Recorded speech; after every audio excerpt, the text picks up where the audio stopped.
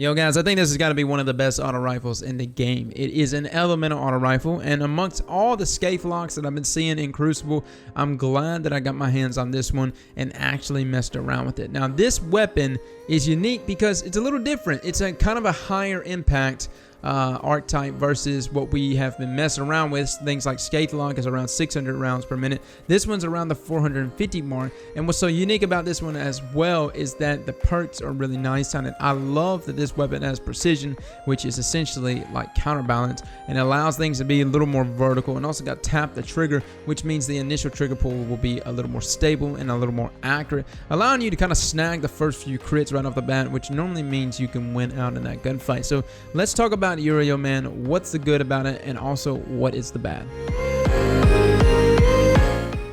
Alright, so right off the bat, let's go and get some numbers out the way. Time to kill, or at least optimal time to kill, is around 1.07 seconds. That means 8 crits, 1 body shot. This thing hits 23 crit, 16 a body shot. Now, that is optimal time to kill. If you want to put that in perspective, scathe lock is around 1.10 seconds, which is 11 crits and 1 body shot.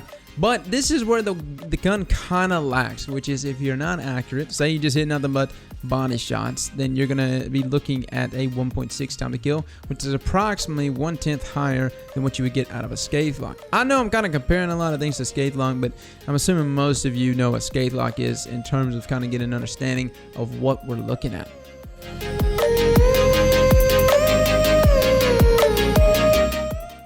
Now, the standout thing about this weapon, I think the weapon itself is extremely stable. I mean, you can tell from the moment you shoot it, it is in line, not a lot of kick, not a lot of recoil. So again, that landing the crits, you know, to reach that optimal time to kill, I would say might be more difficult with your other autos, not necessarily so with Uriel. Uriel is a very easy weapon to manage, and that's something that's extremely noticeable about it. So again, I think that's a really good about it. The range is also good, which is why I don't really look at autos as ever being a contender in the mid-range level. I mean, I've always looked at pulse rifles and scout rifles to be the more dominant, but this is a weapon that if you do get caught out in the mid-range level, it can carry you, it can help you, and it can win out in those gunfights versus some of our other auto rifles. Now, I'm not saying your other autos can't do it, but having the vast amount of range that you have with this weapon really helps in terms of dealing with those gunfights out in that mid-range. What is the bad? Now, there really is some bad here with that weapon. This gun, to me, is not a weapon for up close and short, because the weapon itself, and this may sound strange, it feels too long.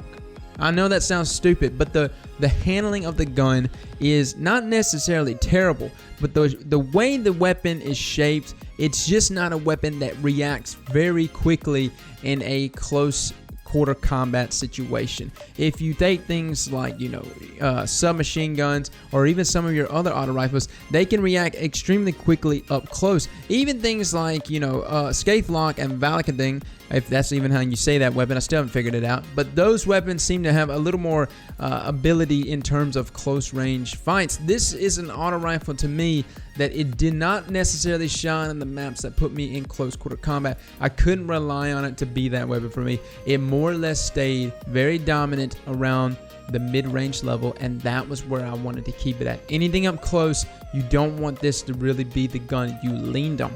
Listen, fellas, I lost a lot of gunfights due to that. And I know it sounds crazy because it is an auto rifle, and you think, well, an auto rifle should be able to tote it just fine up close. But again, it doesn't necessarily have what it takes to deal with people up close, especially when you got guys that are strafing, maybe they're crouching in and out a bunch, you know, things like that, man, that can throw your shots off a little bit. This is a slower rate of fire weapon, so anytime you do miss a shot, it doesn't have as much forgiveness as you would out of a much higher rate of fire weapon.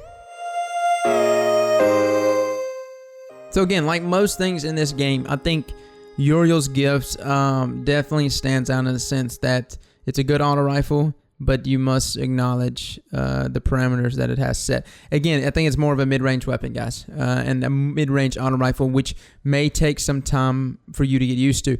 A lot of us assume pulse rifles to be the most dominant in that mid-range level. This gun can bang it out, man. It can do that at the mid-range level. So, guys, get your hand on it. I think Uriel's Gift is one of the best auto rifles. It comes with some fantastic perks. Again, I swap between steady rounds and high caliber rounds, and even I swap between flash and spark as well, just depending on the situation. I want to say I like flash the most in terms, because again, if you're gonna utilize this weapon as what I'm saying you should utilize it, which is the mid-range weapon, you should really go with flash. And then after that point, it kind of just comes down to you. If you can handle the recoil of the weapon, then high caliber rounds is great. If not, then go steady rounds. But they do both play a role. They both serve the weapon great. It's not as if one is weaker or hurts the weapon. I think they both are really good, solid perks on this gun. And again, in combination with tap the trigger and precision frame, those perks really go a long way in helping this gun. So guys, that's my thoughts on it, man. I think Uriel's Gift's a great gun. Thank you guys so much for coming and watching, man. Let me know in the comments below what you want to see next.